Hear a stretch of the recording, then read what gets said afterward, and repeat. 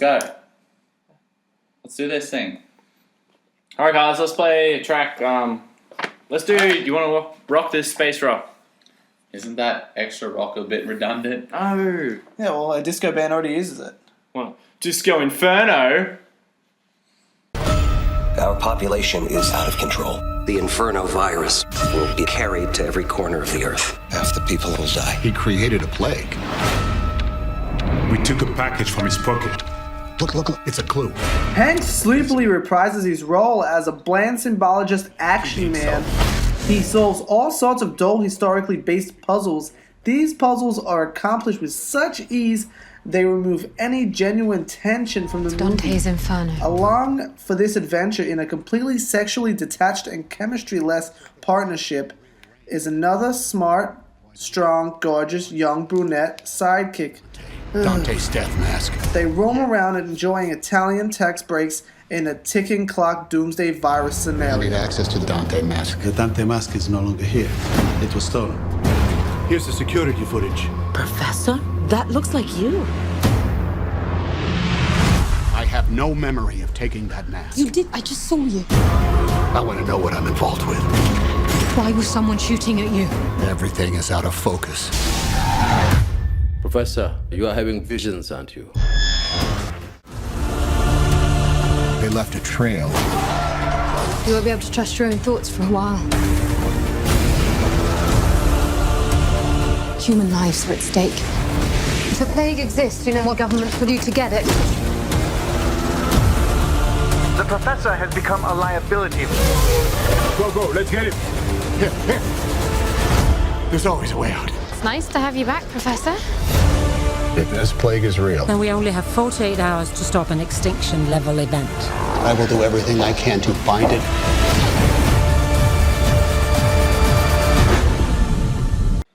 Alright, so Owen, it seemed like from that voiceover, you didn't really like it. Yeah, not really. Alright, Big fan. So let's see what we give it out of 10, hey? Alright, 3, 2, 1. Yeah. 7? 7? Seven. Two sevens, and what'd you give, Yeah. Owen? 5. Alright. I see I you. knew you would be like I see you. Voiceover, you're I see you. shocked. I see you. Yeah, okay, I see.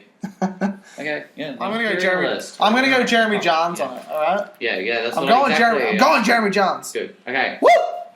Now let me open my new beer. Trev. Hold Let's up. get too drunk. Let me open my new beer. Trev. Just wait on a second. Okay.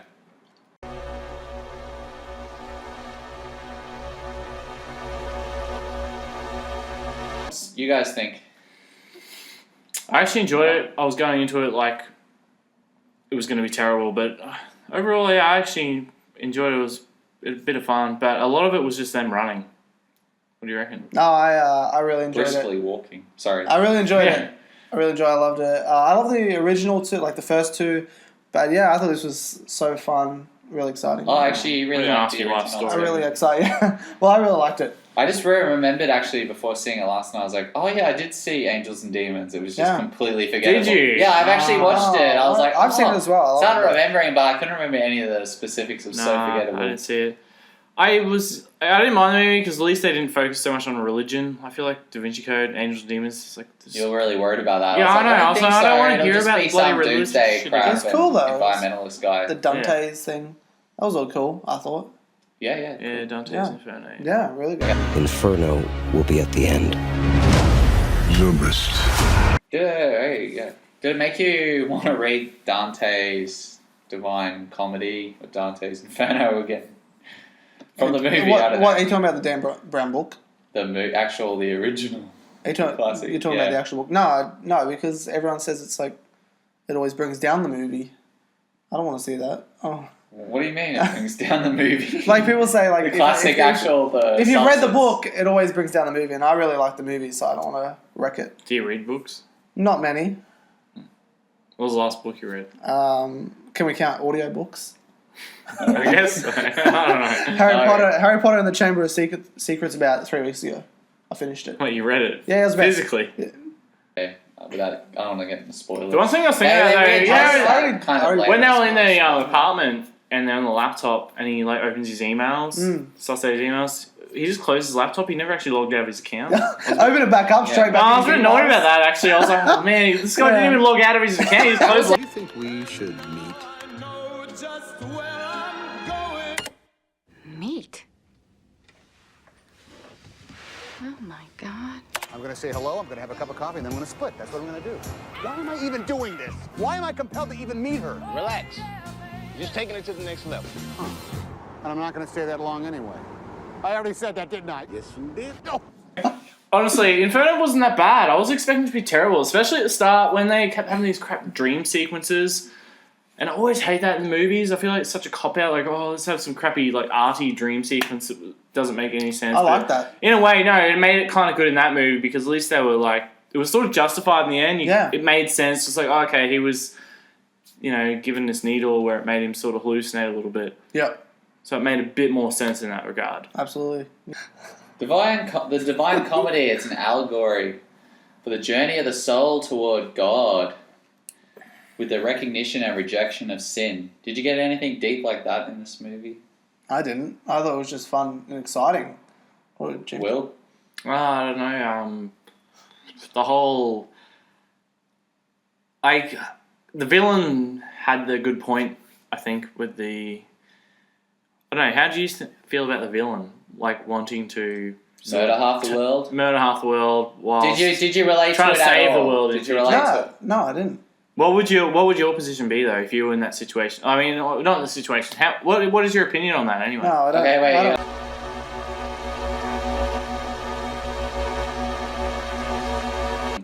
The point I was going to say, since you liked all three of the movies, how does this rank compared to the other ones? Well, I think guide this for one's... people. I think Da Vinci Code and this one's sort of even. This one's more exciting where Da Vinci Code makes you think a little more. But Da Vinci Code's like... So, whereas Angels and Demons? What does it Angels and make you Demons think is lower. Da Vinci Code. What does it make you think about? I don't know, about the God stuff and things like stuff like that. Okay. And Inferno is more just straightforward. Like they're trying to get this disease. Where Angels and Demons is like a lesser movie compared to Inferno. That's people line. Can I be frank? Back to Inferno, did you find it a little bit too convenient, the entire movie? Like, I don't know, the way everything sort of fell into place. Not really. I don't know, it was a little too convenient. I will say that's a good start. Yeah. Okay, spoilers now. Whoa, spoilers. Yeah. Spoilers. So you don't think it was too convenient? The movie was a little too convenient. I will say there was a couple of convenient things. Do you know where we are? What am I doing in Florence? The police are here to see you.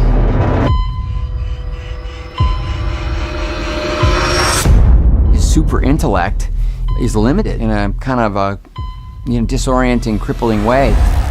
The big twist, like the girl was like there at the hospital with her, and then all of a sudden she just... That was all set up. That was set up by that... I know that was set up. Yeah. I'm just saying that when they actually split ways, like, they went through a lot of, like, dramatic scenes beforehand. Like, half the movie was them together. Yep. We believe the girl was kind of, all on his side, like, am I fighting for the right thing? I don't even know what her accent was. I don't know. Am I fighting for the right thing, my lad? She's just British, right? She's not Scottish. I don't know. I think she was, like, Puerto Rican or something. She definitely wasn't. British. But anyway, so she was a child. She was a child prodigy. Yep. Did you know she had, like, buck teeth?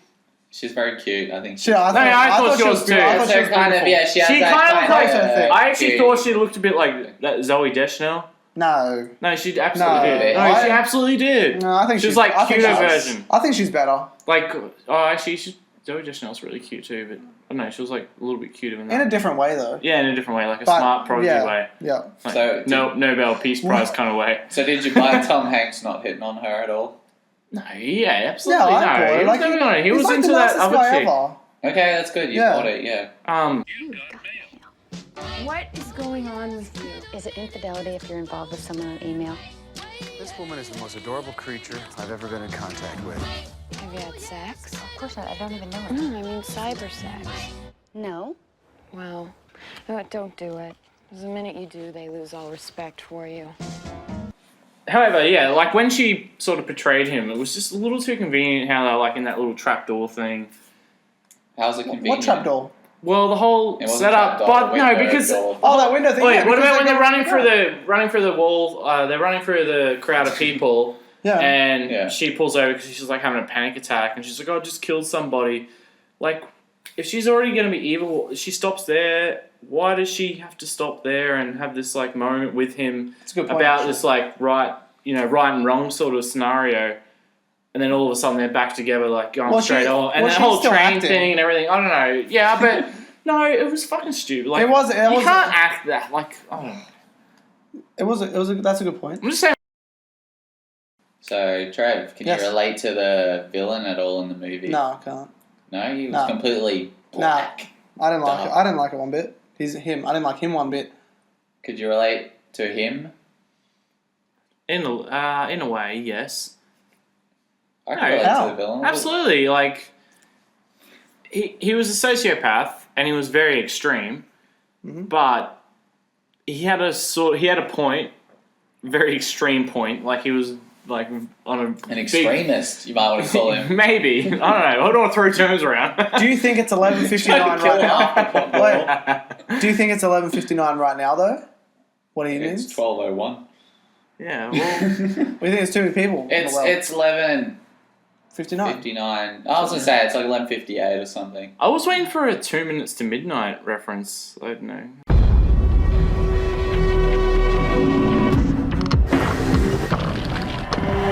I've done a lot of research on population control, and when I found out that in the past 80 years the population on planet Earth has tripled, I decided what a great idea to have a villain who decides he wants to fix that. Bertrand Zobrist is a genius, a billionaire genius, and he's very, very concerned about population control, and very, very outspoken about it. That we are destroying the very means by which life is sustained, and why? He's also deeply concerned that the World Health Organization and other organizations are doing, by his account, nothing about it, and he takes it upon himself to solve that problem in kind of a unilateral and horrifying way. Human overpopulation is the disease. Inferno is the cure. So yeah, Will, I know you're a big fan of the villain of the movie and wanted to kill half the Was it- world's was it- population. So was his do you want name to talk Zobrist? about that again, right? No, I wouldn't say I was a big fan, but Fanboy. in a way, you sort of have to relate to it if you sort of care about the Earth. Felicity Jones sure did, yeah. Care about him. You have to relate to it. No, like, I don't know. Do you think he has a point, though? Bit of a point, yeah. Absolutely. Interesting. He's a bit, you know, like as I was saying before, But if nothing's proven. he was a bit extreme, Nothing. but I feel like there's a point to it. Maybe we should be killing some of the population so we don't overpopulate. But who gets to, who chooses who dies and who lives? I don't know. We just kill all the criminals.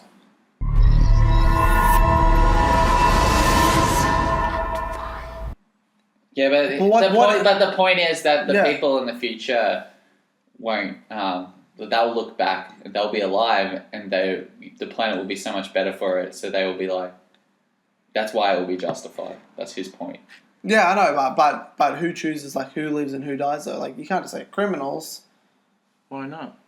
Because there's not enough. But your inaction's going to ruin the world and I know. kill everyone. If so it- your inaction. I'm saying, all right. So Yeah. hypothetically, if a decision had to be made, who would you want to? Obviously, you got to Well, I'm not living to 125 probably, so I'll just continue on. and then Yes, your sir. kids have a family. Mhm. Well, wouldn't you want to protect their future? Or are you just selfish and you want to make sure you've got an okay life? Nah, pretty selfish. You're like, we're all settled, basically. Yeah, The world's not going to shit We're itself right. while we're alive. Yeah, we're right. But then, you sort of have to think about the future. That's the thing. And if you care enough about the future, see, I always think about the predicament as well. I think, Okay. well, if I have a family, it's like, oh, do you want to keep your family going, your family name going? I don't really care about that sort of thing. But really, if there's no if you don't, then no family name's gonna keep going anyway. Inferno, I think, is an international thriller travelogue. You travel throughout the world in a very exotic fantasy way, and it's driven by Tom Hanks. There's nothing quite like being asked to actually run away from a drone in a park that was built during the Renaissance. That's a pretty good gig. Florence, Venice, everything we were hoping for this movie. Omar Sly. It's like a scary looking black dude. Yeah. Did you like him? No, I didn't at all. To be honest, I thought he was shit. I was like expecting him to be the good guy. I was like expecting him to do a double twist or something. I thought he was good, and then twist. I thought he was because that's when you thought Tom Hanks' actual love interest is. I thought she was bad, but then she ended up like she was the good one, and then he turned bad. So then he was just shit anyway. Did you find that in that scene when old mate got fucking cut off, like he got killed? Why was his eyes were so bloodshot and Tom Hanks' eye was so bloodshot? I always thought there was something about that was going on. Their eyes were like ridiculously bloodshot. I was wondering. And I kept thinking about the entire time I was watching the scenes, like, wait, is he infected with this disease? Well, Tom Hanks had health problems because of the injection. The black detective. His eyes were like so ridiculously bloodshot. Scary. But they wanted us to think that Tom Hanks had the disease, right? They tried to I was fooled. He's fine, but I was fooled as well. Great job, Ron Howard. You brought up a good point last time about the World Health Organization. Oh yeah, like they're like the new FBI. Are they real though?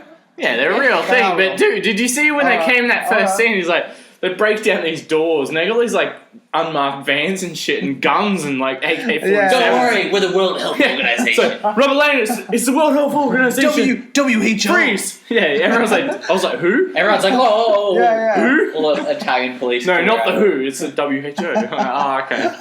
We won't get fooled again. That was a good one. And what they do to get it? Without find the virus. So Tom Hanks, he was Sully. Yeah, and definitely not Sully in this one. He was Robert Langdon. And now he's just silly. Guys, this week's Boob Thought is sponsored by Boob Crate. Let's check out what's inside. Monthly boob goodness, $10. Oh, no, monthly, weekly. We have weekly, $10. Denise Richards' boob from Wild Things, $9.98, left boob. We've got some Robert Downey Jr. goodness. And we also have Eric Banner. How are you, mate? Love those Saints. Your boob for thought this week, Trev. My boob for thought this week is, if you like the first two, then you're really going to like this one. It's a lot of fun from start to finish. Yeah, super exciting. So yeah, check it out. Will? Yeah, I actually really enjoyed it. I didn't think I was going to enjoy it as much as I did, and I really liked it overall. Tom Hanks, can't go wrong, generally. Thought it was like, it was a good movie. Sometimes you can go wrong with Tom Hanks. This is it. Unless you love the first two.